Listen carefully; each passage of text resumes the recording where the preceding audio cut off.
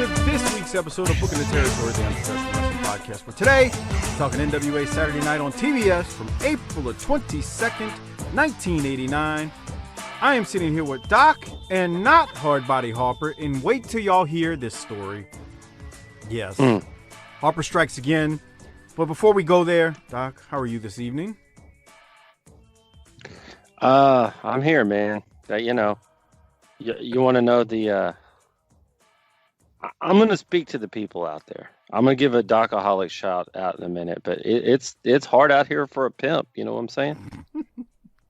Sitting here having a mango Truly. You know what the Trulies are? No, what the hell you're talking about? It's like a White Claw, kind of, but it's a mango one. I was too tired to put my beer in the fridge today. I'll get into that in a minute. But, enough about me. We could sit here and talk about me chasing down a mango Truly. Or we could talk about the fact that we are down a man, two-thirds strength. Where's Harper, Mike?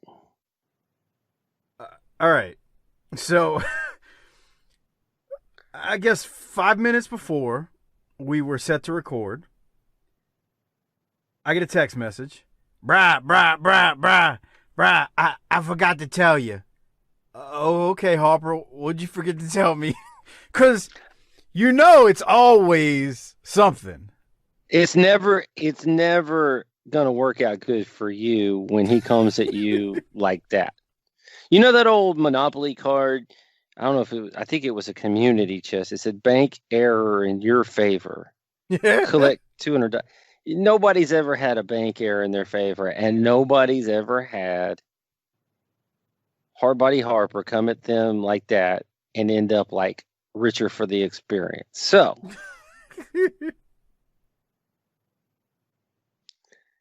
would you like I forgot to tell you. What did he forget to tell us, Mike? He forgot to tell us that him and Mrs. ... were gone on a 4 or 5 day excursion. So he was leaving tonight to go ... on some beach. Huh. Harper just did the Heisman around the whole thing and saw it as an opportunity for a beach getaway. Like he won some trip on Price is Right or some shit. Yeah, he won a beach giveaway on NWA Saturday Night or something. So anyway, him and his girl, they're on some beach somewhere as of this moment, us recording him. Now, by the time you hear this, he'll be back. But at the moment, he's ... And that's it. That's gross. And he tells us, how many minutes before go time, Doc? It's just write it. We're in Gorilla, And let me tell you changes something. And that's what that's like. I mean, that's like if you spend all week watching game film. I mean, I watched these episodes thinking, where can I set Harper up? What match could we deviate from the match and maybe talk about it, him hearing a turtle's head bonking on the glass while ... and we would be okay. And so it's kind of like in football when you've been preparing all week for the other team's quarterback and then they break their toe in pregame and now you got to deal with the backup. Well, dealing with the backup's usually not a bad thing, though. But you know what I mean? It's like, okay, so it's also kind of like when Rocky switched sides in Rocky and started fighting. It confuses people, man. It's hard. Now I got to think about the show, how I'm going to bring the show to the people different. But does Harper give a shit about that? Nah, brah, he doesn't. Where's Silva? That's the other thing. If it had let us know earlier, we could have got Silva on board. And yeah, I'm sure. I mean, at least your JV goon squad, your whack pack won't let us down. They show up. What are you talking about? It's the highlight of their damn lives to get to be on this thing. Harper treats this like his own personal playground. Well, Silva does. Silva is Silva's a podcast veteran. He's been doing boxing podcasts for years, to be fair. Years. Well, I've been doing wrestling podcasts for years. What's your point? Well, my point is, I could probably DM Silva right now, and within 20 minutes, he'd be like, if he's not circle, and he'd get on. So anyway, do we know what beach he's on that way? Maybe we could get, he down in Tuscaloosa. Is he down in Mobile, Gulf Shores? Maybe over to Destin? Got to be in Gulf Shores or Pensacola, probably. I'm thinking. That motherfucker's banging his chick on the bank of the Pontchartrain, ain't he? So you want to know what's funny is no, not on the bank of the Pontchartrain. He wouldn't do that. I said, oh, that's nice. For 4 or 5 days, you're going to go get drunk and do some banging, huh? And he goes, bruh, I do that all the time anyway. Just Jesus. Strutting and cutting, pal. Strutting and cutting, brother. Sheik would be very proud of him. Well, I don't know, man. The Sheik's been popular on Twitter lately, but you told me you think that the Sheik fell down a drain somewhere. I think so. He told me he fell down the drain and he'd be back when he gets some time. Yeah. Yeah. I don't shit. I'm an American. I don't give a shit about these commie bastards. Okay. That's nice. All right. As we're rolling along, want to give a special shout out to our largest patron contributors monthly. Disrespectfully Classy, Marquis Blassie, Kyle Riley, Mike Childry, and Joe Ice. Thank you for your generosity and your patronage each and every month. Haven't mentioned the Facebook page in a long time, so I want to mention it here. Facebook.com/bookingtheterritory. I post a lot of times clips of the shows that we review.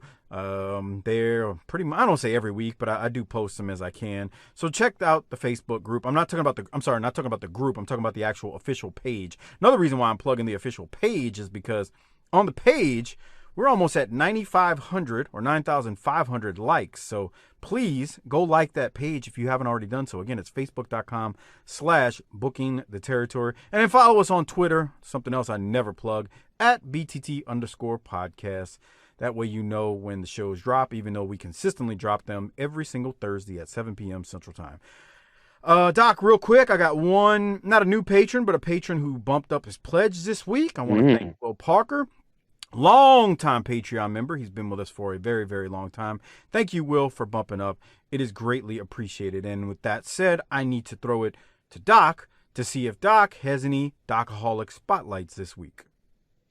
Well, I do have a couple. One, I'm going to throw my boy Luka Doncic in there because he's giving me so much joy right now. Who knew white people could play basketball so well? I did. Okay. I wasn't sure. White Men Can't Jump was a phenomenal film back in the day. Hell yeah, it was. That movie was great.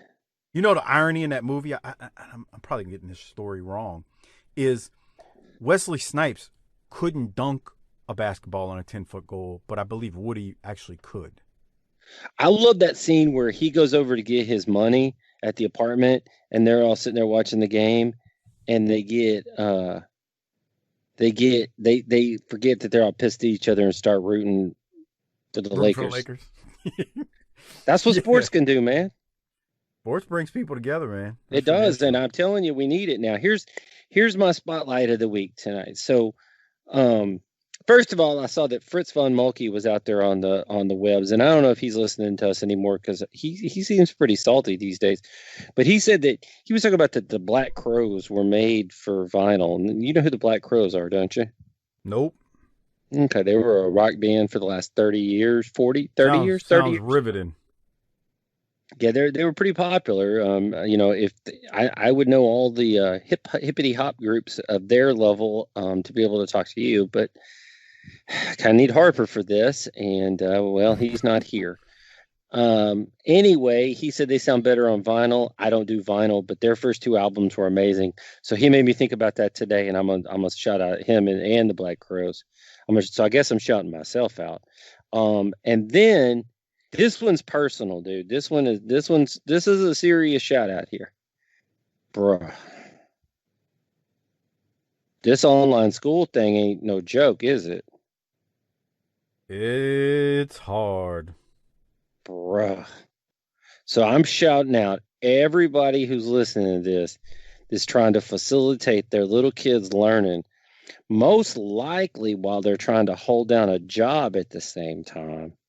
You realize how dumbass your kid really is when you start doing this online learning shit. Then you realize how dumb you are because you can't work shit. Bro, I got a doctorate and third grade is whipping my ass. They don't do school like they used to. It used to be like, here's some words, learn how to spell them, and I'd be like, all right, I got that. This shit ain't the same. It ain't easy, bro. It ain't easy. And here's the thing, you go, well, my kid's this, or we hadn't started yet, but my kid's this. I've talked to people that have kids all the way up to high school. My kid's down at pre-K. And all I've heard is that at some point, most of them have cried because they've been frustrated. And here's the thing. We all know my heart is as hard as it gets. But, ain't nothing soften up a man's heart than seeing his kids cry. And you look at them at school and you're like, I don't know. What'd they say? I don't know. Well, we're fucked. Yeah, it's a lot of work, bro. It's like having two jobs these days. It is like having two jobs. So you talk about, pouring one out for the working man. If you're online teaching your kids, we need to pour one out for that working man. And let me tell you something else. This ain't the teacher's fault.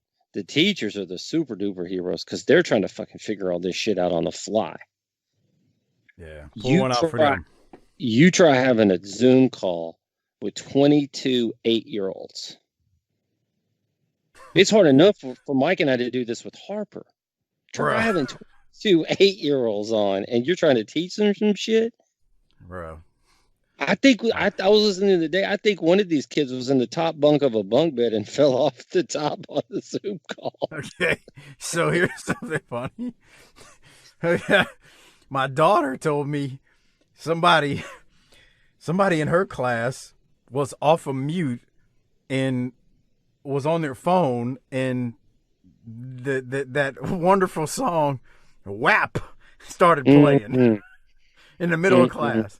And then my daughter tells me somebody else fell down and all the kids were laughing. I can't imagine, man, being like elementary, middle, high school. This has got to be hard and hilarious at the same time for them. But anyway, imagine being one of these teachers. Pour one out for them. Man, we are 2 weeks in and we already have all these stories. Mrs. Doc has and I ain't trying to, we don't pick on the people that don't need to be picked on, but she's got a special education class, special needs, right? And she's sitting there talking to her class the other day, and all of a sudden, out of nowhere, one kid just starts playing the violin off mute. She's like, so and so, what are you doing? He said, playing the violin. Do you know how to play the violin? No, I just got it. Okay. See you later. Have you seen that meme where the teacher's saying, can you quiet down over there, Billy? And Billy's like, first of all, this is my house. You ain't gonna tell me to be quiet in my own stuff. Let me tell you something. These children's and teachers are learning some stuff right now. So everybody needs to be just a little bit patient. A little bit, slow down a little bit because we're trying to figure some shit out that we never tried to figure out before. Amen. But you know what? I didn't get on here to talk about what I dealt with all day. I really got on here so that I could talk about some wrestling. Well, I like wrestling. Hold on, Doc. Let me get this video version going for us. The patrons, I should say. They love the video version. So I gotta share my screen with you.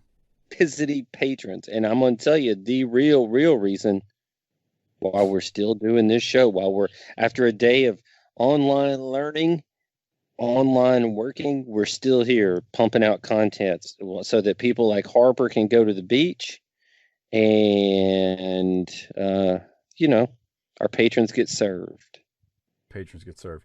All right, so you don't have any other shout outs or anything? You're good? You shouted out the teachers and the students? Nobody I'm shouting out Luka Doncic, Prince Mulkey, online parents, and all the teachers.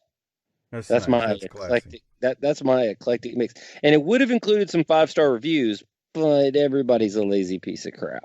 That's nice.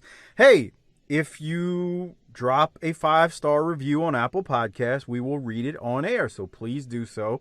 As of us recording this episode on August the 26th of 2020, we haven't seen any new ones this week. So if you drop it after the 26th, that's why. And just so you know, I do believe it takes a day or two for these 5 stars to show up on Apple. I guess there's some kind of, I don't know. I guess they got to review it to make sure it's not harassing. I don't know. But it does take a couple of days. So if you've dropped it before then and it's not showing, that's why. But anyway, 5-star reviews, it helps out with those Apple algorithms and puts us in a better place when it comes to rankings of our podcast that we've been doing now for 5 and almost a half years, and we haven't missed an episode, and the train keeps rolling. And by the way, while we're talking about doing this, Doc, I was listening to a podcast today. I don't want to say which one, because I ain't giving out no free goddamn plug. Hey, let me tell you something. Right, that's an accomplishment in and of itself, because between my shoot job and educating my kid, I don't listen to podcasts anymore. That is gone. Yeah, so anyway. This is the first one I've listened to in it feels like a few weeks. But point being, and no, this wasn't Cornette, but I know he's dropping a lot of ads. It was another podcast. And man, there had to be 4 freaking ads in this thing over an hour time. And I'm thinking to myself, Doc, we've got these offers to do these ads and it just ain't worth it. It's just not. It's decent money, but good Lord, shilling somebody's bull crap. So I say all that to say, and yes, I am begging, if you want to call it that. Become a patron. That way this show can continue to be ad-free. Nobody's trying to sell you dong croutons. Nobody's trying to sell you magical clippers. Wait, so you what? Dong croutons. Nobody's trying to sell you magical clippers that you can use the same damn clippers that you use on your hair down in that area. Nobody's trying to sell you snake oil. We don't do that here. The only thing we sell is old school wrestling, which is what we do all day long, every day. So if you appreciate that and appreciate the fact that there's no ads, it's tinyurl.com/PatreonBTT. To all the patrons out there who are patrons, thank you for your support. Mayor Goldie Wilson. I like the sound of that. That's right. He's going to be mayor. I have no clue why I went there, but I'm just saying I wanted to say thank you for your support. Doc, can we get into Saturday night now? Hey, you want to feel old real quick? Oh, well, you probably won't even know what I'm talking about, but I just read a thing that said Pearl Jam. You know who Pearl Jam is? Yes, I do know who they are. Their first album came out 29 years ago today. Hey, I remember Pearl Jam, Doc. Let me tell you something about them. No, I didn't like them because they got rid of the real rock and roll, like Rat and Motley Crue. I ever tell you about the time, you know what song was playing when I went down on Jim Barnett's dick? Come on. Round and Round by Rat. Oh, Jimmy, baby. Hit my tonsils real hard. Let's keep going. All right. So let's get into Saturday night on TBS. From April the 22nd, I got the video review version going now. The video version goes out to all the patrons. JR opens the show, tells us everything we will see tonight as far as the matches go. More on that as we get to those matches. For now, we then head to center stage where JR throws it to the brawl with Hayes and Luger from last week. If you recall, we went off air with that. JR tells us the cameras kept rolling and they caught it all. I'm not sure why JR said we'll see what happened when we went off air, because I timed it, and I think we only saw about 5 seconds more of what we saw last week. But hey, I'm not here to disappoint you. I'm just saying we literally saw 5 more seconds of time, and that was that. So, Doc, any thoughts on the opening before we go to the first match with Michael Hayes versus Greg Evans? I got a couple of things. This is the first time I can really go, man, we saw a lot of recaps from last week on this thing. Mm-hmm. Feels like we're starting to introduce that concept into the mix. The other thing, though, that I was wondering is and we can revisit this as we go through the show, but is this the first free TV show, because we've switched format here, not just buildings, where they're having legitimate competitive matches? No, it's not. What was? I hate to disappoint you. You know this, and you just don't realize it. But Mid-South, Bill Watts did this in the early to mid '80s. Okay. He put main event stuff on television. Now he wouldn't have them go 20 minutes in like they would in the arenas, but 10-minute matches. I mean, you saw Dog, DiBiase, they would go at it. Duggan and DiBiase. I mean, he would give you main event matches. He was actually, I think, I forget who I was talking to one time. We were talking about this topic, and I think Mid-South was one of the first ones to do it like that. And Okay. Watts would say it on his television. Watts would be like, "Look, he wouldn't say a name, but he'd go, you turn it to those other programs and they don't give away these main event matches like me." Because, Bill Watts is a confrontational son of a gun. So it's taken him a while. You got to remember, we're in 1989 now, so as you say that, so think about that part of it too. There have been main event matches on like, not only Clash, if you can figure that's free TV. I guess you're talking about weekly now. But, WWF did Saturday Night's main event and stuff where they give away main event stuff. But if you're talking weekly, I'd say Watts did it before they did here. Okay. And once again, Jim Ross, Bill Watts' protege. So there you go. That's just Mike's take. What do you think? I believe you. Well, in World Class didn't do it. That's for damn sure. You'd see, well, they would sometimes, but it wasn't consistent. I mean, you'd see fucking Mike Reed versus, one of the anybody who, any over guy that you're like, okay, Mike Reed and Mike Bond's about to get their tail kicked. But anyway, When's any the other last thoughts from time? the opening? Well, I'm going to refer to the video here. When's the last time you saw Michael Hayes make this quick a work of anybody? I don't know. He goes through real quick, man. There it is. He did. DDT. He was on Magnum TA time. It's funny you got that. I had that note. It was like less than 30 seconds, and I said he basically Magnum TA'd him, and he spiked him like a football. Usually, I think DDT. he doesn't like to work that quick because it takes away from his dancing time. But, he's worked up about this Luger thing. Watch him right here. He spikes him like a football on his DDT. Look at it. That guy takes it. Look at that shit, man. He came straight down, man. That's Dude. compression of the spine. Greg Evans on his head hard. Woof. All right. So with that said, I'm going to go to a promo now from Michael Hayes and Hiro Matsuda, unless you've got something else from the match. I just thought that in that match, you had two guys who are proud of the stars and bars. Okay. Let's go to the promo. Michael Hayes with Hiro Matsuda and Jim Ross. First major singles championship. His success has always been attached to the Freebirds in tag team situations with Lex Luger. I am sick and tired of you, the media, and the fans bringing up the Freebirds, the Freebirds. Let me tell you something. We were, and were is the key word here, the greatest tag team in wrestling. But now I'm on my own, and I'm going to squelch all the skepticism. As a matter of fact, you want to know the truth about the matter? I never needed Terry or Buddy. They always needed me. Now, Luger, what happened here last week? Now he cost me my job this week. But I got a meeting with Uncle Teddy Monday morning. We'll square that off. I'm going to tell you what, pal. I told you before, you're like 7-Up. You never had it, and you never will. And the problem with you big time is you can't stand the fact I'm the sexiest man in the world today. Oh, yeah. Now, sure. Now they'll boo about it, right? But it was just a few short weeks ago when I got up on those ropes and started doing that bump and grind. And when I took it off is when it turns your woman on. And you sat there and applauded with them, whether it was your wife, your girlfriend, or maybe even your daughter.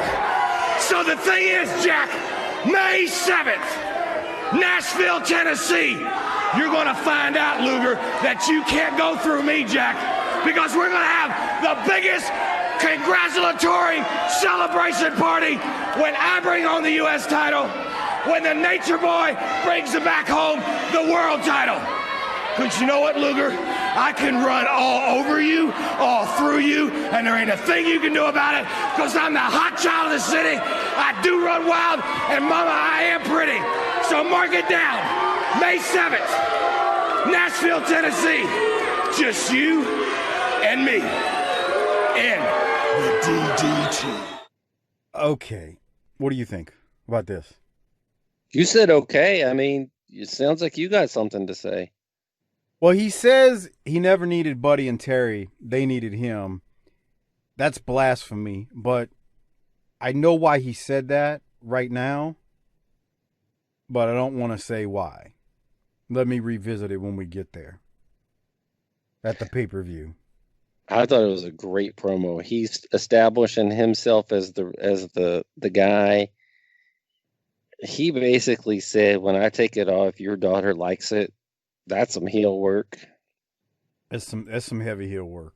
But it's a setup too.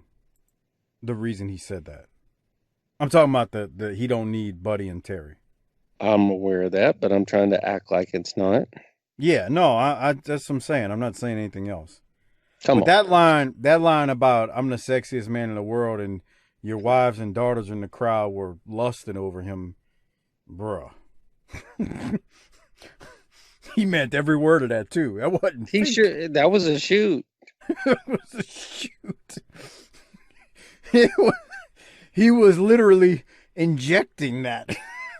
As we all have learned from you over the last few months, you need to keep your daughters away from the wrestlers. Yeah, keep the daughters away from the wrestlers. Okay, but I got a question about that. So you have a daughter, and you used to be a wrestler.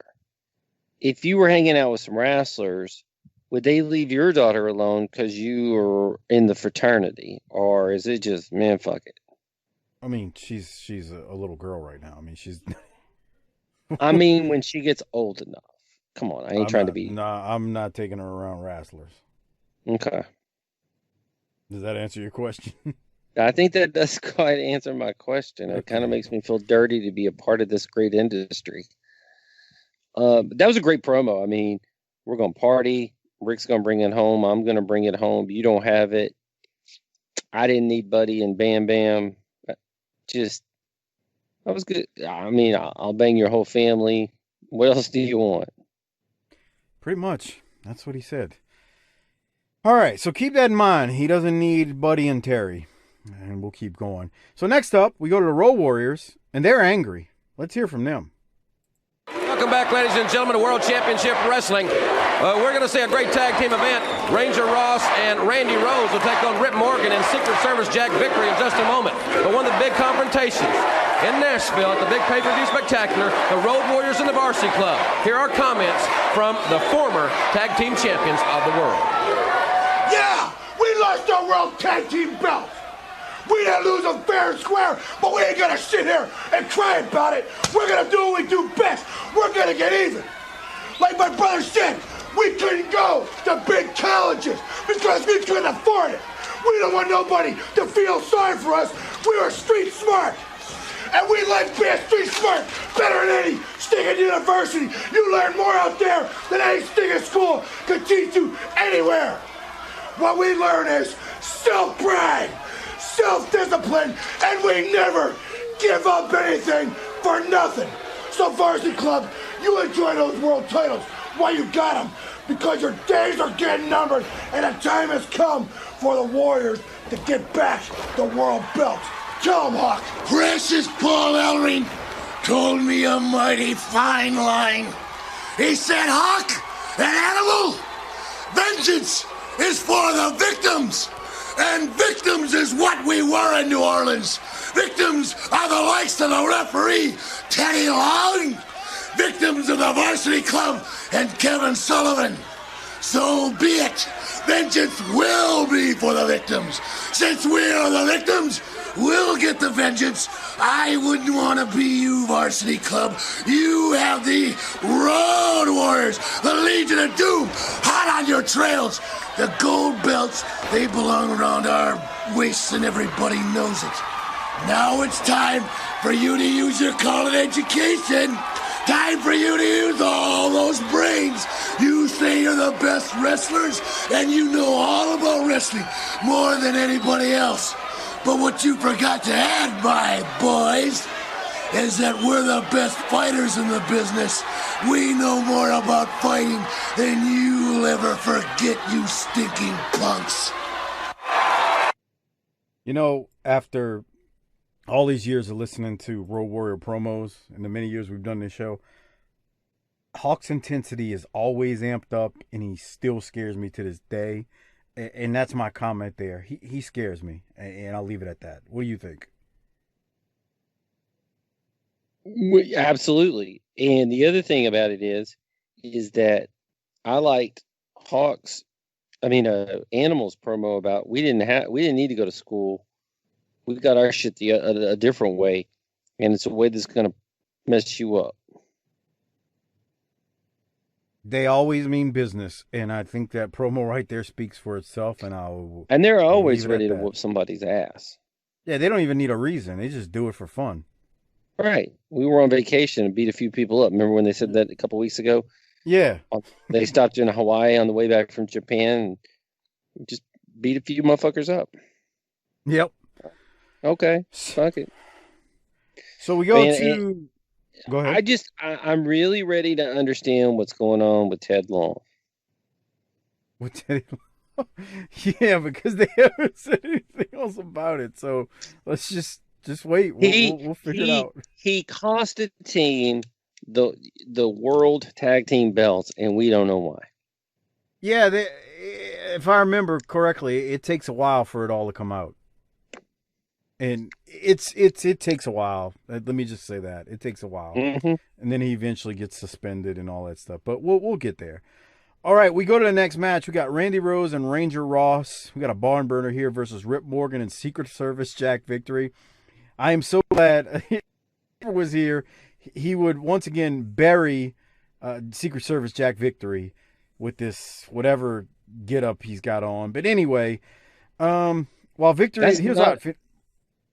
That's not a flattering look for him. Well, again, it doesn't. Secret Service Jack Victory doesn't stick around for long. He becomes something else. I think I talked about it on the last show. While Victory is celebrating a small offensive maneuver, Randy Rose schoolboys Victory for the win. After the match, Morgan and Victory put the boots to Rose and choke him with Morgan's belt. I don't really have much else from it. Doc, did you have anything? Can you show me 1050? 1050. I think we just went past it. Are you talking about the dive to the outside? That looked awful. Yeah, here it is. So here, Rip Morgan flies to the outside, and then here comes Randy Rose. No, I meant the one before it, where Rip just dove out of the ring. Oh, yeah, because Randy Rose barely hit him on the drop kick off the rope. Yeah, I don't even know if he hit him.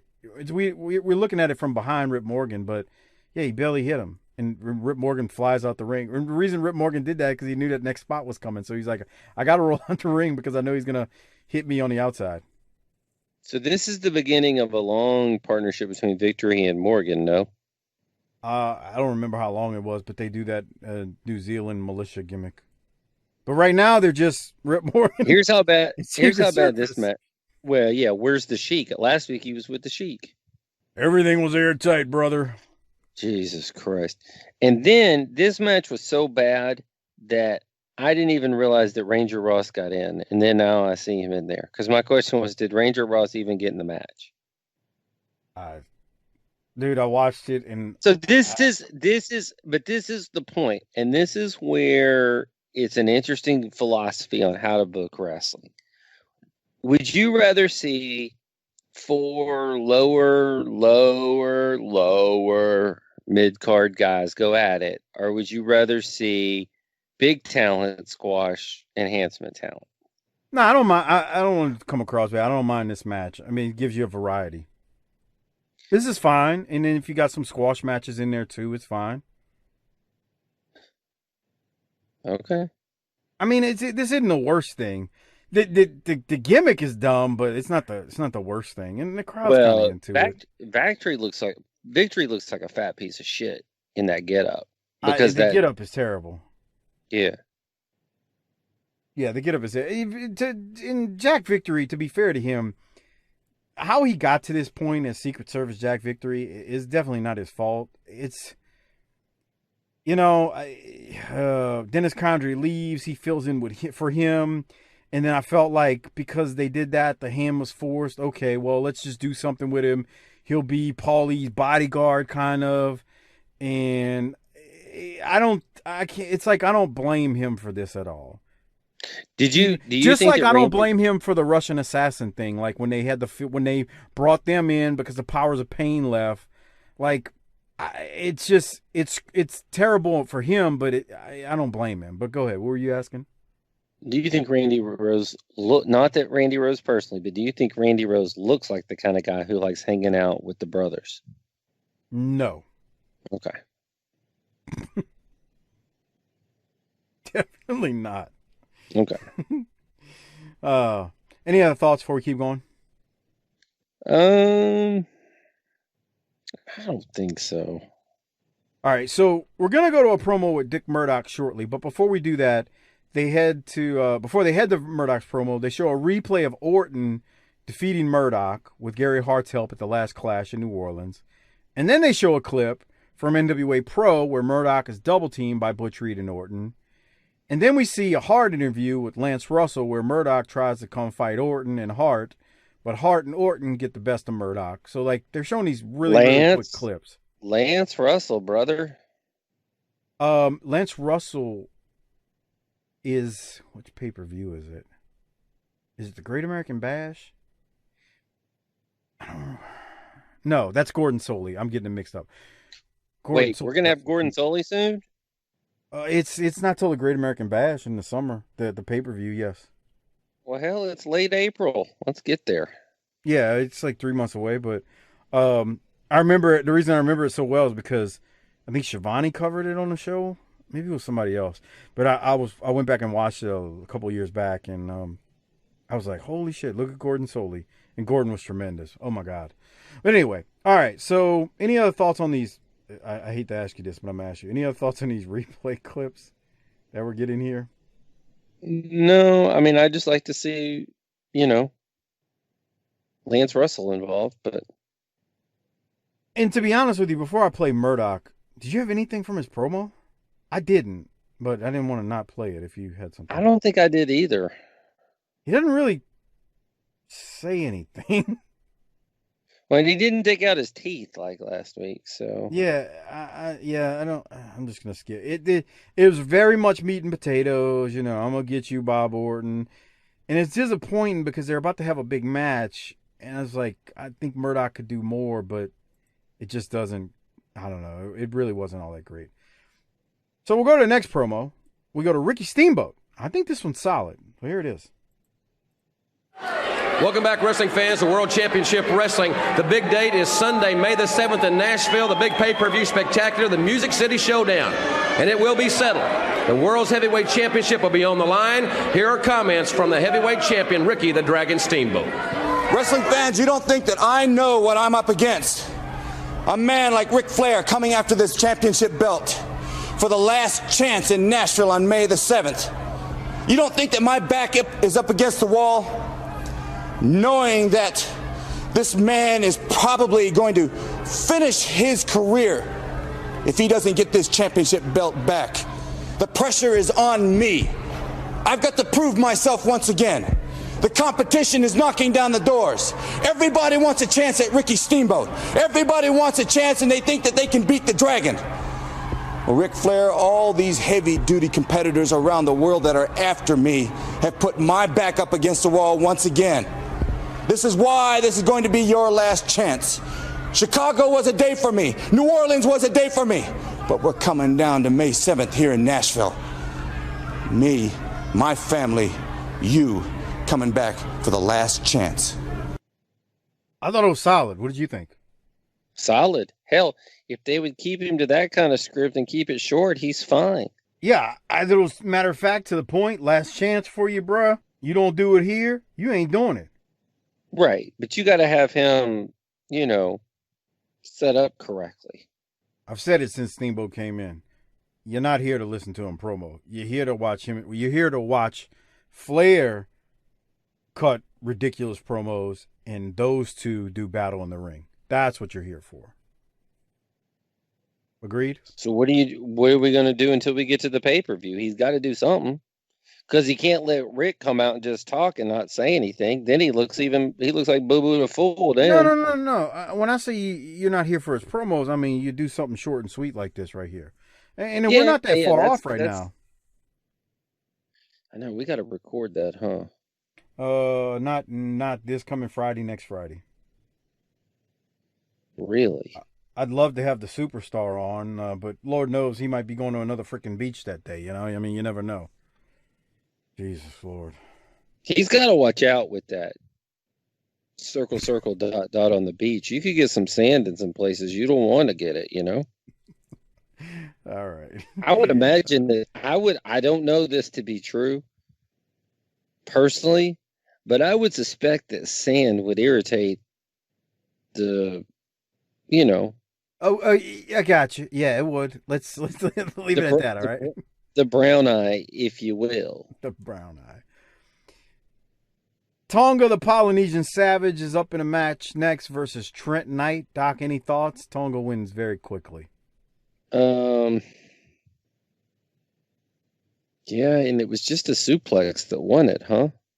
Yep. I mean, it's Trent Knight. He's one of the better enhancement talents in my opinion. See, that's just why isn't he, huh? He's one of the best. What? He's one of the better enhancement talents in my opinion. Who, Trent Knight? Yeah, I mean, just he gets in there, does his job, and that's it. Yeah. But my whole point is if Tonga's going to be a savage, why is he? Shouldn't he be doing savagely things? You're breaking up. Say that again. I lost you for a little while. If he's going to be a savage, shouldn't he be doing savage type things? It's his first match. Give him a chance. Jesus. You never get a second chance to make a first impression. All right, I'm not going to argue with you here. I'm just saying I have no problem with what they did right there real quick. Did Kamala come out and do some catch can to start? No, Kamala cut a freaking vignette that scared us to death as kids. He didn't have to have a match. Right. They just ran that vignette everywhere and we were all scared of him. Bingo. Kamala. I'm not scared of this guy. Kamala, the Ugandan giant. Kamala. I'm sorry, it was Kimala at the time. They changed it. They changed the spelling later. All right, any thoughts? We're going to go to Ric Flair now. You good with that? Absolutely. All right, here's Ric Flair. Welcome back, ladies and gentlemen, Superstation TBS. Remember, 5 championships will be on the line at the Music City Showdown in Nashville on Sunday, May the 7th. And one of those championships, of course, is for the World's Heavyweight Championship. Here are comments from the challenger. Okay, Steamboat, showtime. 2 weeks from tomorrow, pal. I can see it now. The Nature Boy gonna bring every good-looking woman from all points of this land. The Stouffer's Hotel in Nashville, Tennessee, gonna be the site of the grandest victory party of all time. Because you see, on May 7th, Ric Flair 6 times. Think about it. 6 times, Steamboat. Yes, my friend. Woo! You are the man. And yes, my friend, you did beat the man. But now, pal, the heat's on. 2 weeks from tomorrow, buddy, you've got to walk that aisle. And in the back of your mind, pal, you know this time it's my last chance. And I won't be denied. 2 weeks from tomorrow, Steamboat, you're gonna be mine! Woo! You know, it's just like Rick. Before he talks about winning the championship for the 6th time, he's talking about the hotel that him and all his lady friends are going to be at, where they'll celebrate after he wins his title. What are your thoughts? There's no reason to win a title if you can't set up a kick-ass after party to go with it. Come on. And it ain't just an after party. I was expecting for him to say some shit like, there's going to be bitches from all over the tri-state area. Well, I mean, he essentially said that, but he didn't. But yes. Whew. I just wonder what kind of backstage stuff is going on with him, where they're the. Well, you got that Harper connection tonight. You keep fading out. Are you Ethernet or what? Ethernet doesn't work on this computer, sir. Oh, I was to say you got that Harper connection going. You got that Harper and Silva connection going tonight. But proceed, keep going. I just wonder if the suits are messing with him at this point. Like, here, have you tried this before, Rick? Because that's going to happen. Yeah, I mean we're in April now. Rick's like, look, I'm building this thing up to the pay-per-view the right way, pal. Yeah, I don't know. I mean, there may be something to that, but I don't know at this point. You ever met a big boss that can just leave shit alone? Have you? Kayfabe, brother. Kayfabe, brother. Kayfabe, brother. Ixnay on the Ixnay, brother, on the last commentator. Bro. All right, let's keep going. We got Bob Orton versus Bob Emery. Gary Hart joins Jim Ross on commentary, and JR challenges Gary Hart and says, "Why would you make fun of Dick Murdoch's dad?" And Hart says Murdoch wasn't special. Murdoch's dad wasn't special. He drank whiskey and slapped the women around. Wow. Sounds like a good evening to me. That's nice. You're going to hear more about them making fun of Murdoch's dead dad in a second when we go to the promo. That's why I didn't play the commentary. But Gary Hart working stiff there on commentary, and JR saying, hey, man, come on. Was that really necessary? Any other thoughts, Doc? Yeah, I was watching this match, and the boy walked through. Latrell walked through, and he goes, that's Bob Orton. Cowboy. He goes, that's Cowboy Bob Orton. Oh, he did? Wow. Okay. Yeah. And I kind of looked at him. Well, let me tell you, see, Dickie Murdoch's long suit he is a wrestler. But Bob Orton. I wasn't supposed to hit play there. Now we're going to go to Gary Hart and Bob Orton. We spare no expenses on the production here at BTT. Here it is.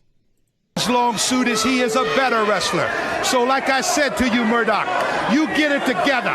You pull up all the guts you ever had from West Texas, and you ask yourself one time, are you man enough to go in the ring with Bob Orton and accomplish it? I say no. When you're laying there sleeping at night, Dickie Murdoch, and you're dreaming, and you're talking to your daddy in those dreams, you better wake up, boy, because the awakening I'm going to give you is going to be rude.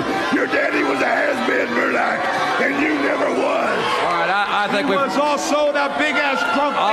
Okay, you made your point. You made your point, and nobody agrees with it. Ladies and gentlemen, right here on this set last week, the Iron Sheik made a challenge. We're going to talk to the Iron Sheik, but let's go back and see that.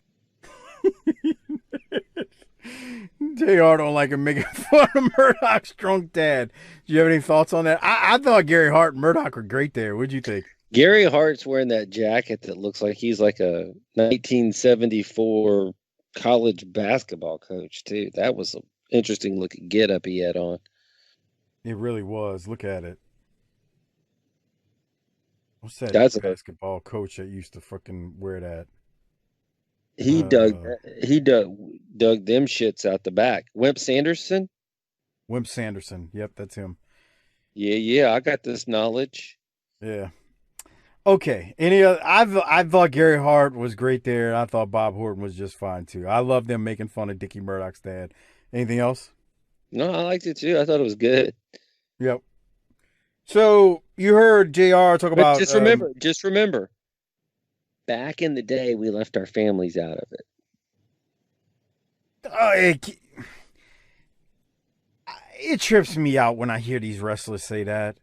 These wrestlers, and we're talking about old school wrestlers, they have the greatest selective memory known to mankind. They're like frickin' politicians with their selective memories. It's the most amazing thing, because you want to tell the people why you say that, why you just said, remember back in the day, we didn't mess with each other's families in promos. You want to say why you said that? Go ahead, because I know where you're going with that. One of my favorite wrestlers of all time, Arn Anderson, said that. And not only did he say that, and we love Arn, so this is not an indictment on Arn. We always call it right down. We call it right down the middle. Call it down the middle. It's just pointing out the hypocrisy. Arn also said recently, I was listening to a clip from one of his shows. He talked about the angle. Remember with Ole? I'm laughing at Sheik. He's fucking flexing. We'll get there. We'll get there in a minute. I was trying not to laugh either, but then you started. Hold on, I gotta pause it. I'm looking at Sheik. I gotta pause it because we're gonna see that again. But Arn was talking about with Ole and his son, and he was attending the wrestling events, and Ole let the Horsemen down. And if you remember, Arn called him out in a working way on the show. Arn admitted recently that, I kind of was actually mad at him because he was putting that first. And then I got older and realized. So basically, you admit that you talked about the man's family. You were working, but you just said recently, again, you were actually serious. So it's just hypocrisy. I'm sorry. I don't know. Like, to me, you cutting a wrestling promo, man, talk about my kid, talk about my wife. I really don't care. Even if you're telling the truth, if it gets you some heat, good. Whatever. Aren't we working here? Ain't we trying to draw money? Why the hell we got to have unwritten rules? This is wrestling. Damn. Maybe if you cut promos on people and their families, along with them, and I'm not talking about making them a focal point every time. My point is, get some heat. If you got to see something slick, you're gonna use every tool in the toolbox. Yeah. Dang, I mean, these wrestlers with this selective memory from their time is amazing. Everything was airtight, brother. We never messed with a man's family. Really? Shut up. Okay. Well, they gotta spin that narrative once they get saved, Jesus Christ. To make them not seem like such dirtbags. Meanwhile, they were roofing bitches and trying to, Meanwhile, we're watching Sheik flex again from last week. He's such a buffoon. I flex. I put it up the woman. Iran number one. Jesus. Okay, Doc, any thoughts on the replay before I get to this week's segment with the Sheik? I'll be honest, I did watch the replay on this one because it was Sheik. I want to know, here's what I want to know, as you've got it still on the still shot. Where did he get that shirt? Someone had to specially make that for him. They had to have a contact where they went and was like, "Hey, those were the iron. Those have to be the iron-on letters, because otherwise, I mean, he'd have had the FBI at his door in 1989. Yeah, shit wasn't opened up like it is today, man. Well, I mean, there's the old story with Ivan Koloff when the FBI showed up at the arena one night and was like, we got to question this guy because of the stuff he was saying on TV, and he had to break kayfabe with the FBI. He's like, look, I'm not really Russian. This is a gimmick, brother. Ixnay, kayfabe. And the FBI's like, oh, okay, because he was saying such crazy stuff. But yeah, maybe that's iron-on letters, and he just put it on the shirt. Because you're right. If you go try to get somebody a print shop to print that up, I don't even know how it worked in '89. I'm speaking out of ignorance. T-shirt shops. I don't even know where you'd get that from without ironing it on in '89. So who knows? Anyway, let's go to Sheik now though with Jim Ross. This is after they showed the replay that Doc and I were laughing at. A stinger for the television championship or a challenge with these Persian clubs. I have understood he has accepted your challenge, and Sting will be here next week to attempt the same thing with these Persian clubs. I wanted to let you know that right now. Well, first of all, Mr. Rice, that Punk supposed to come tonight. He didn't have the guts to show up tonight, but I come from 10,000 more to TBS, the strongest station for that Punk Sting. Mr. Sting, I know you're from California. I know you didn't have it guts to show up, but I hope you show up next week. Mr. Rice, you know about Iron Sheik background. You know about World Heavyweight Champion, A to the Z. Mr. Sting, whatever your name is, I hope you show up next time. Let's see this. He'll show up. You don't have to worry about him being here. And when he gets here next week, ladies and gentlemen, he's going to try, the Stinger's going to try to do exactly as the Iron Sheik is doing now with these Persian clubs. The Sheik has challenged him for the television championship, and next week, Sting will be here to attempt this feat, and we will be back with our television main event right after this timeout. He pops me when he starts slapping his chest and stuff. it's so and when he so balded damn his ridiculous. head and then did his mustache too was hilarious. He's great. I mean, if they could just keep him away, do you think he's ever done the clubs but with like handles of whiskey? I don't know. Look at Eagle slapping the chest. He got that fat belly. He knows what he's doing though. He's a worker. He's first off, he's a great wrestler, legitimately, but he's a worker. There's no other way to say it. He works that crowd to perfection. He's an Iranian carny. Oh my God, he's so great. He's tremendous. We can't. Did he call him? Was he calling him Stink instead of Sting? I couldn't tell. It sounded like it, but I couldn't tell either. It's because of the accent, you can't tell. But he called out Sting, man. It was great. And you're done talking like Sheik. Is that what you're telling the people? I'm taking a little break. You got a little. Do you have like a little lump on your vocal cords or something, or is there a reason? No, I'm good. I mean, I think you're afraid of wearing it out, but you don't have a problem wearing out all these drops. I haven't been playing. I don't even play drops weekly. What are you talking about? Okay. All right. Jesus, yes. Okay, well, we see a bunch of replays from the last couple of weeks coming up in a second. One of them is actually from the Omni in Atlanta with Kevin Sullivan battling Eddie Gilbert. I don't think that was actually a replay. It was just a clip of them two wrestling, but nothing really happens. And then we see the replay where wait. Was Sullivan busted open in that? Yes, he was. You could see it. He definitely was busted open in it. Well, you can't see it right there. Yeah, but you can see it right there. He's a little busted open on the head. That's at the Omni. And then we see the replay where Missy Hyatt just slaps the hell out of Kevin Sullivan. I mean, would you let her slap you like that? Oh yeah, it makes money. I meant if it made other kind of money. It's a Harper question. That's not a me question. Let's listen to it again. Here it comes. He's no man, if you get my drift. He's a little boy. Well, at least he's not a frog like you. Oh! Dude, JR even JR almost got some too. Yeah, he had to back up. He's like, oh! But great stuff right there from Missy and Kevin Sullivan. So, that was a replay. We then lead into Eddie Gilbert and Rick Steiner versus the Samoan SWAT team, or SST. The match is going on, and this is a big time match, I guess, for I was going to say studio, but center stage. You got 4 top competitors here. Doc, what did you have from this? Can we go to 33-35? 33-35. Let's see what we got here. All right, we're at 33-30. Okay. What are we looking for? Right there. Yes. You know who that is, right? No. Okay.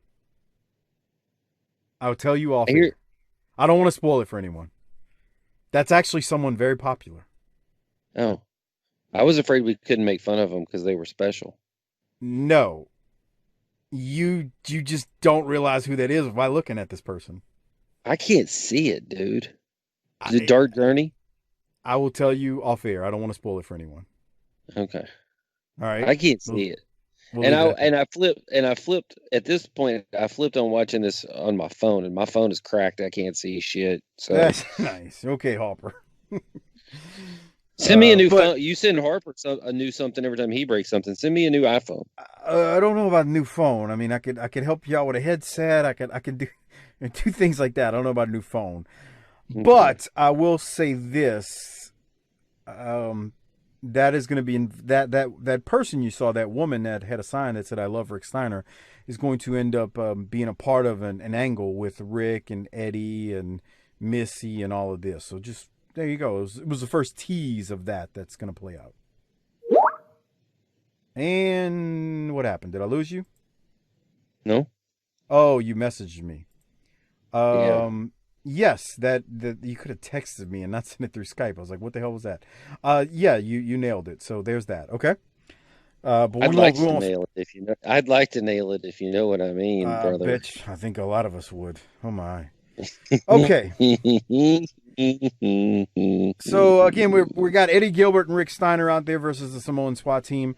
The match is going on when late in it, Sullivan comes out and he starts dragging Missy Hyatt by the hair like a caveman. Jesus Lord. Wouldn't you? No, I wouldn't. I respect her. I would not do that. Spivey, Danny Spivey comes out too to help with the attack.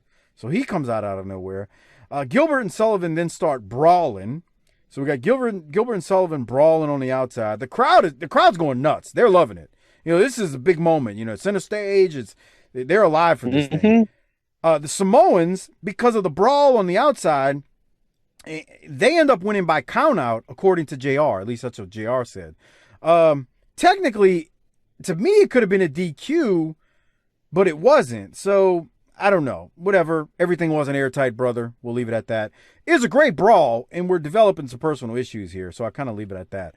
What did you have from it as they wrapped this? Did you see Rick Steiner bite the Samoan on the leg? Somehow I missed that. Did you have a time? I don't. No, I don't. But it's funny because it's like we're trying to position these guys as savages, and Steiner's out there doing more savagely stuff than anybody. I did not catch that. So another thing I didn't mention, Paul Lee is out there obviously with the SST, and he's on his phone, and I guess we're supposed to believe that he calls Sullivan, who comes out and starts dragging Missy off by the hair and jacket. So again, and then Spivey comes out. So long story short, they say it's a count out, or JR says it's a count out and SST win. But, you know, you can see it if you're watching the video version. The crowds are like, this is awesome. Like, they are brawling. This was good. Yeah, it was good. They did personal issues draw money, bruh. We say that all the time. Personal issues draw money. And they had a good old-fashioned brawl. The SST win, but it's no skin off of Steiner and Gilbert's back and losing, because at the end of the day, you saw why they lost. And that's how you do things. When a babyface team has to lose, you draw some personal issues because there's some heat and some friction with what just went down, and that's that. So I thought this was good. Do you have anything else from it? No, I agree. The only thing I have a problem with is that late 80s, mid to late 80s lighting where they're trying to make it look smooth, but it's got that red tint in the crowd, and it just looks like they think it's production value, but to me it just looks like televangelist lighting. Yeah, but that's what you had at the time, though. I know. I mean, that's one of those things where you can't compare it to the lighting and production of today's day and age. I hate that too. Well, no, I'm not talking about WWE, how they do it. I need wrestling to be done in a dark room with one single light bulb on a string. You know who does lighting well, in my opinion? And this sounds crazy because they used to do it horribly. I think ROH did it well. ROH. The way they do their entry with the boards and the lighting, it's not it's not too much. Yeah, I probably like them the best. Yeah. I think I like their lighting. I just do. All right. So after Eddie Gilbert and Rick Steiner versus Samoan SWAT team, we then go to the next match. It is the Junkyard Dog versus the Red Devil. Red Devil is a masked man in black and red and a red mask with black trim. The Red Devil attacks JYD from the start and body slams him. JYD quickly fights back and hits the Red Devil with his old finisher, the thump. Doc, there's not really much here from this. JYD's barking and howling and whatnot, but I don't have nothing else. What did you have? You ever watch JYD and get embarrassed about your childhood? Never. Okay. But I tell you what's funny, when you watch him right here, like Brian and I on the Mid-South show right now, we're into getting into late 83 or summer of 83, just past the midway point. And it's interesting how Like, we look at it and they go, damn, JYD's gaining weight. And then I look at him here and I'm like, no, JYD's really gained weight here. But no, I don't get embarrassed because he had a great run. And this is not part of that great run, unfortunately. We'll leave it at that. Any other thoughts on it, though? Can't say that I do, boy. I mean, sorry, sir. Wow. I need to really apologize. classy. I feel like I'm the Tom Brenneman. Oh, God. Let's go now. Should I leave? I'm going to take off the headset. I'm not sure if I'm ever going to be. I mean, boy, I don't have anything else, sir. And I'm tired, you know. We're going to go to JYD, who is interrupted by Gary Hart and the Great Muta. Here it is. Yeah, buddy. As I said, on Sunday, May the 7th in Nashville, at our big Music City Showdown, the Junkyard Dog will be facing the undefeated Great Muta. And JY, I want to tell you something. Your style and his style, completely on opposite ends of the spectrum. It's going to be a great challenge for you, big man. Well, you know, back in the early 70s and the late 80s, I had the opportunity to wrestle his daddy, which was the Great Kabuki. And he never could put me out. Now he's sending his son, along with this. Hold it, baby. Hold it. You're not invited to this party, man. I want to let's keep this civil, if we could, please. That's my promise. I just want to hear what this nappy-headed character got to say. Hey, don't get too deep, baby. Get a little deep now. Let me tell you something. There was one thing that the great Kabuki, Muta's father, never accomplished, and it was retiring you. But very soon, we are going to retire you. You've been a big-name wrestler for many years. You beat just about everybody in the sport, including his daddy, but you ain't going to beat him. We're going to find out if Kakalaka can still Kaka. Got something special for you, brother. All right, well, hey, what is...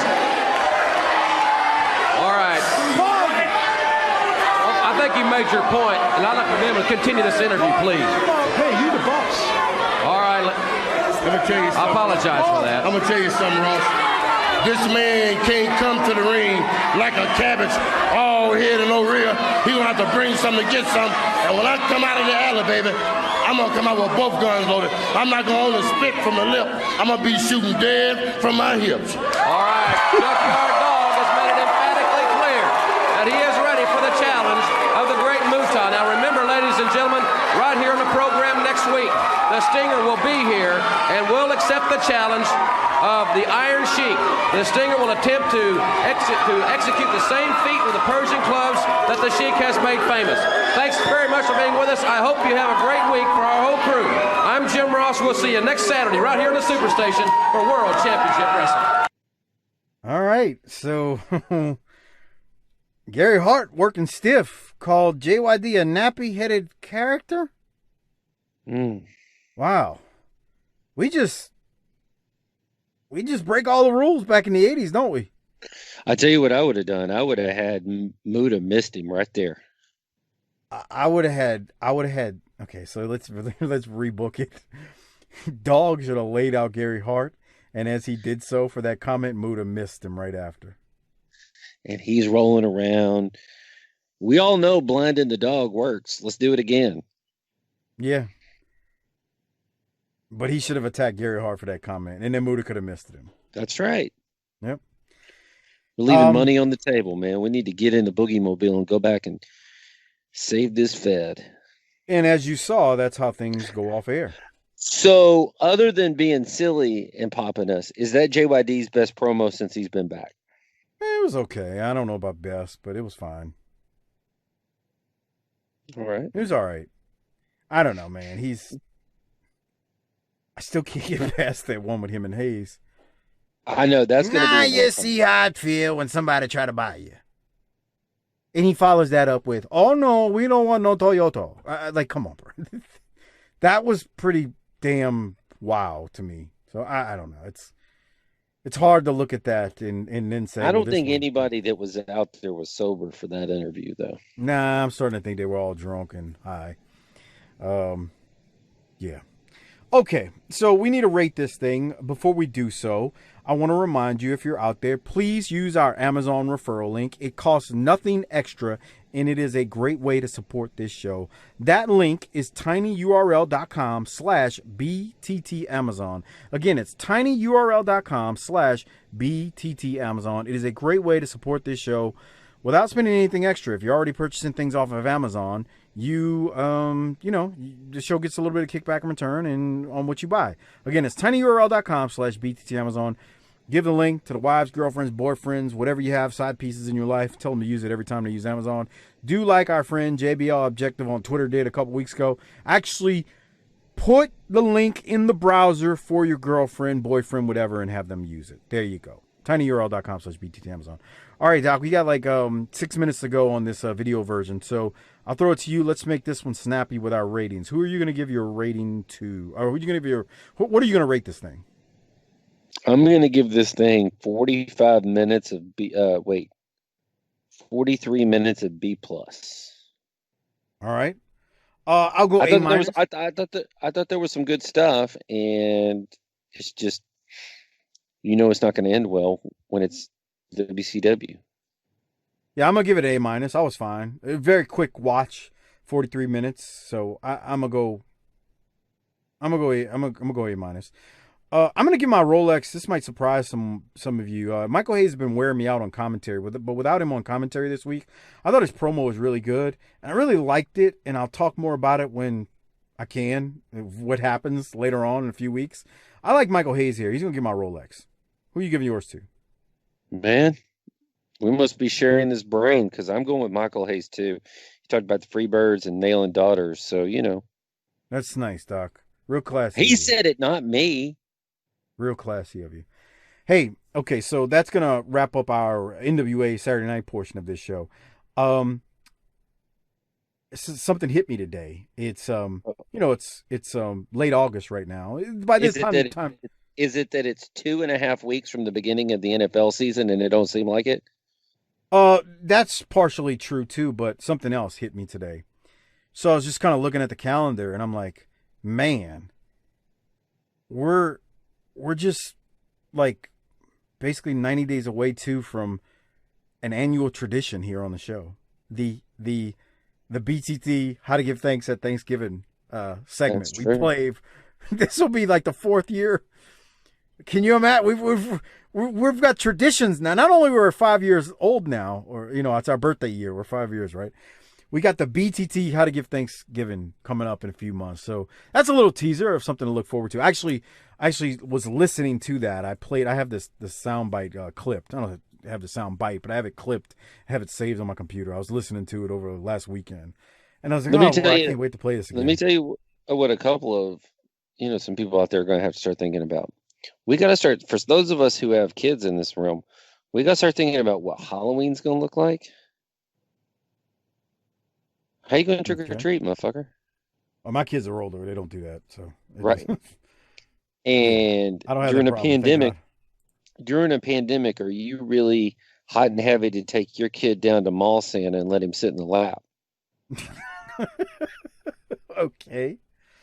Well, these are real things that we're going to have to start dealing with sooner rather than later. Well, those are things for another day and another time, to be honest with you. But, before we get out of here, again, if you can become a patron, please become one. It's tinyurl.com/PatreonBTT. It is a great way to support this show. You get tons of extra content. Doc and I did a Clash recently. We've done a bunch of pay-per-views. We've got another pay-per-view coming up. The last one with I was going to say Sting, but Steamboat and Flair, the 3rd match. We all know what happens there because we've all lived it. So we got that coming up. That's going to be great. But, we've got a few more pay-per-views this year. We got more clashes this year. We've done the live streams on our Patreon feed. So again, it's tinyurl.com/PatreonBTT. If you truly, I'm going to say it like this. If you truly appreciate the fact that this show is ad-free, you really appreciate it, and we ain't plugging bull crap that you'll never buy, 99% of you, if you appreciate it, become a patron and support this show. It's tinyurl.com/PatreonBTT. Because again, I ain't blowing smoke. We don't do ads. We don't do it. First off, I don't think it's worth it unless they offered us like $1 million a year. Then, Doc, we might have to reconsider, right? Shit, I'd sell every one of these patrons so far down the river for $1 million. You would need the Hubble telescope to find them. So if we got offered $1 million a year, you'd be like, Mike, you need to go ahead and take that, and we're going to split this thing 3 ways, right? 3 ways. Oh, I'm sorry. 2 ways? Or is that your way of kicking Harper to the curb for the $1 million? Well, I'm listening. Please proceed. I'm not one of those people that sits around thinking about shit that ain't gonna happen. So why don't you go out there and beat the bushes and get us that $1 million, and then we'll decide how to split it up when you get it. No, that's fair enough. But we had those conversations early on when we were kind of getting to know one another. I think I could get by for the rest of my life on a lot less than most people think they need.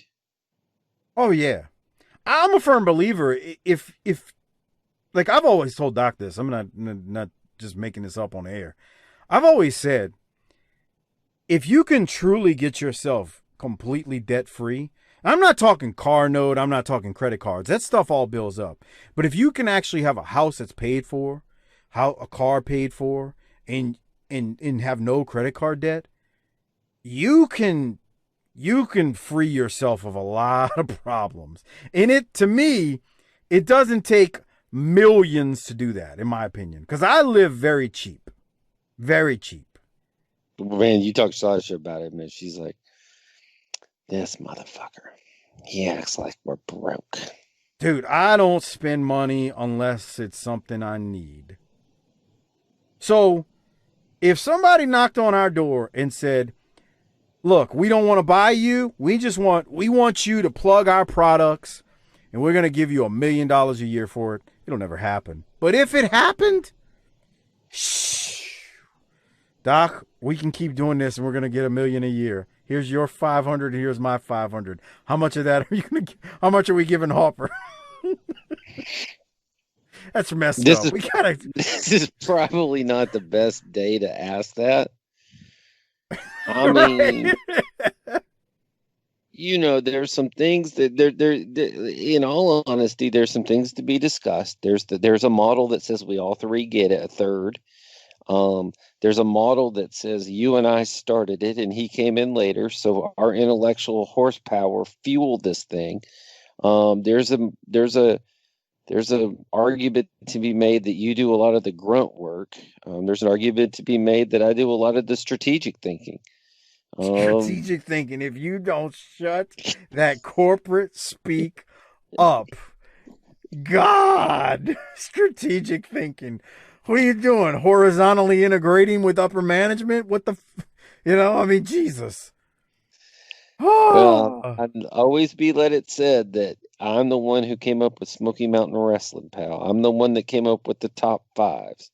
I have some other ideas, but we're going to keep that for years 6 through 10. So, you go get the $1 million and I'll help you decide how we split that thing. In the meantime, we don't have the $1 million yet. We should put Harper's cut in a trust and make him do shit like that movie Brewster's Million to get his money. Remember Easy Money with Rodney Dangerfield? He couldn't smoke or drink or curse. Okay, you can have the money, but no ... for 6. That's it. No ... for 6 months, you nasty son of a bitch. You'll get your money, but no, none of that. Anyway, that's nice. This is why you listen to the whole show, right? Well, we do save it to the end. I mean, Last week we had Harper talking about his dad, his dog eating his dad's false teeth. We were talking about that the next day. God. Nasty. All right, bro. I think we've blown our whole load all over this whole thing. We have. So I'm not gonna do to book it today. All right? We're going to do something here. I got something to say. It's some trying times. It's some trying times right now. And I just want to say one thing. Actually, two. Have empathy for your fellow human and just be nice to one another. And I'm going to leave it at that. And I thank you.